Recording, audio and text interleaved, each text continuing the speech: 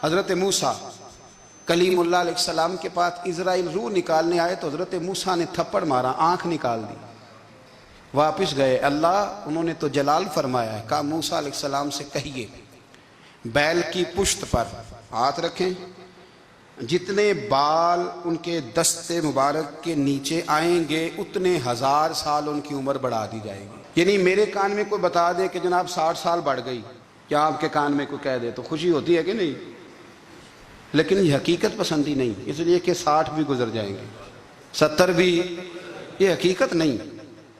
حضرت موسیٰ کلیم، چلے میں مثال دیتا ہوں، سمجھ لے 10 بال، حالانکہ بہت زیادہ آتے ہوں گے، 10 بال اگر حضرت موسیٰ کے ہاتھ کے نیچے آئے تو 10,000 سال تو عمر بڑھ گئی نا۔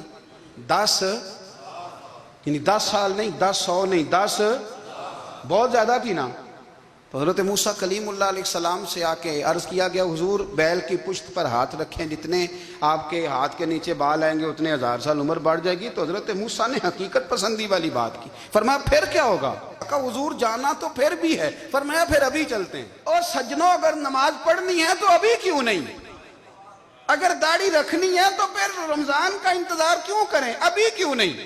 اگر سچ بولنا ہے تو پھر، اگر رزق حلال کھانا ہے تو پھر انتظار کا ہے گا۔ حقیقت ہوتی ہے، بہانہ ہوتا ہے، حقیقت چھپ نہیں سکتی بناوٹ کے اصولوں سے، کیونکہ خوشبو آ نہیں سکتی کبھی کاغذ کے پھولوں سے۔ ہمیں بے قراری زندگی میں اس لیے کہ ہم حقیقت پسند نہیں، ہم بہانوں میں، ہم ہواؤں میں جیتے ہیں، ہواؤں میں۔ میرے رسول کریم صلی اللہ تعالی علیہ وآلہ وسلم نے ایک دن صحابہ سے فرمایا تمہیں حیا نہیں آتی؟ حضور کیا ہوا؟ فرمایا وہ والے مکان بناتے ہو جن میں تم رہ نہیں سکتے، وہ والا مال جمع کرتے ہو جو کھا نہیں سکتے۔ حضور حکم کریں تو محبوب فرمانے لگے جوتے کا ایک تسمہ بند کرتا ہوں تو سوچتا ہوں دوسرا بند کرنے سے پہلے موت آ جائے گی، ایک سانس اندر جاتی ہے تو دوسرا آنے سے پہلے میں یاد کرتا ہوں کہ مجھے دنیا سے جانا ہے۔ تمہیں حیا نہیں آتی؟ وہ مکان بناتے ہو جن میں رہ ہی نہیں سکتے، وہ مال جمع کرتے ہو جو کھا۔ حقیقت پسند نہیں بھائی ہم۔